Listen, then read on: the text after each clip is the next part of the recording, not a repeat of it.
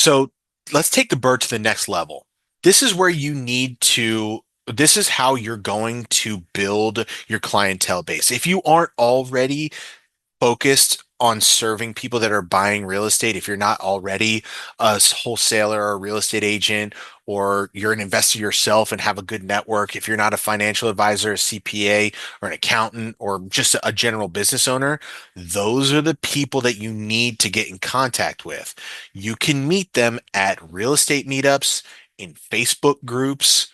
You can meet them paying for ads, but I don't recommend that. You don't have to do that, but you need to go out and meet people that are buying real estate or tangentially related to people buying real estate. And that's how you're going to be able to build your network. And you will be very pleased to know that once you start telling people that you're in the money business, that you are funding deals, that's when the people start coming to you. You have to be prepared for that though, because everyone and anyone wants to get money. Not everyone qualifies for it. So having a strong BS meter is going to also determine how much success you have in this business. And on the boot camp, we go over sales strategies and how to qualify borrowers on the first call and build your network online and offline. That's part of what we're doing. Okay. And so what you want to do is you want to be top of mind with all of those people so that when they need money, you're the one that they think of. My name's Hard Money Gary. I fund real estate deals all across the country. My elevator pitch is my clients are business owners that buy real estate. They call me when they need funding. Okay. So I'm focused on serving business owners that buy real estate. That means that I'm knocking out two of the qualifiers right there in my elevator pitch. They got to be looking to buy real estate and they got to be business owners. You see where I'm going with this? The next piece is just collecting the docs, connecting them with a lender and getting paid. I just broke down the processes for hard money and DSCR loans. It's a simple business. Where it gets complicated is where the communication breakdowns. But if you're over the top communicator and you can really own the quarterbacking of these transactions, you're going to be making good money and quickly. All right. So I feel like you should be able to, based off of what we talked about already tonight, you should be able to answer these questions. But what are the key differences between hard money and DSCR loans? Well, hard money is for short term; it's for purchase and rehab loans, and DSCR loans are for long term when the underwriter and the lender's getting married to the property, and you're refinancing and paying off the hard money loan. What are the typical interest rates and terms for each type of loan? Well, we talked about that 9 to 13% for hard money. We really didn't get into DSCR loan interest rates because they move all the time, but they're lower than the hard money rates and it's extended over a 30-year term.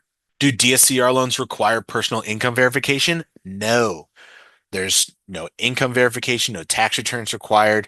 The paperwork that is needed is their business paperwork, LLC, their articles of incorporation, certificate of organization, operating agreement, certificate of good standing, voided check, a lease, scope of work of what they completed on the property, previous purchasing HUD, simple stuff.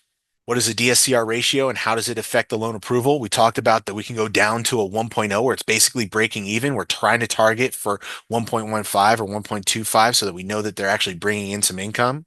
When is it appropriate to use hard money versus DSCR loan? That's been this whole presentation so far tonight.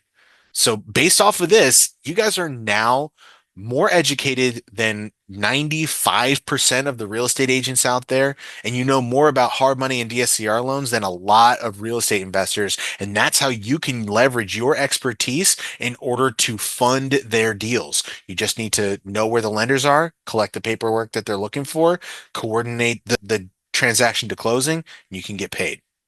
All right, stop the share for a second. I saw that there were some questions popping up here.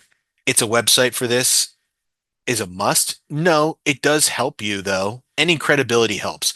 Having an email address that doesn't end in AOL or Yahoo or Gmail, yeah, like you want to treat this like a legitimate business. Is it impossible to land your is it possible to land your first deal in a month after the boot camp? I mean, if you're client facing to people that are already buying and selling real estate, or they're buying, fixing, and flipping real estate, or rental properties. And if you're thinking on the top of your mind, okay, I know Brian. Brian has a lot of rental properties. Could I fund one of his next BRRRR strategy properties? I know him. He's my buddy from college. I see him posting about it online. Well, I let him know I'm in the business. Yeah, you could do that. Are you in all 50 states? I'm in 46 of the 50 states. Chris Day. Personal credit check for DSCR or business credit check? The credit checks for hard money and DSCR loans are soft credit checks, and it's the personal FICO. C. Mitch, commercial loan funding in all caps. These are business purpose loans, but they are residential mortgages, what we've been talking about tonight, though. I'm going to try and get my first deal in the next 14 days. Just got to put it into action. All right, Robert. In a few weeks, we're going to be doing the live boot camp, and I'll be going into detail in a little bit about that. What's the minimum loan amount? So the lenders that I work with have a minimum loan amount of 75,000, but the clients that I want to work with are doing deals at $150,000 or more. That way, I know that I can price my service competitively, like I was talking about beforehand. If it's a $150,000 deal, nationwide average for hard money is 12% and 3 points. I can represent myself as 2 points on that transaction. The lender can make their 1 point origination. We're still within the competitive 12 and 3, and everybody's happy.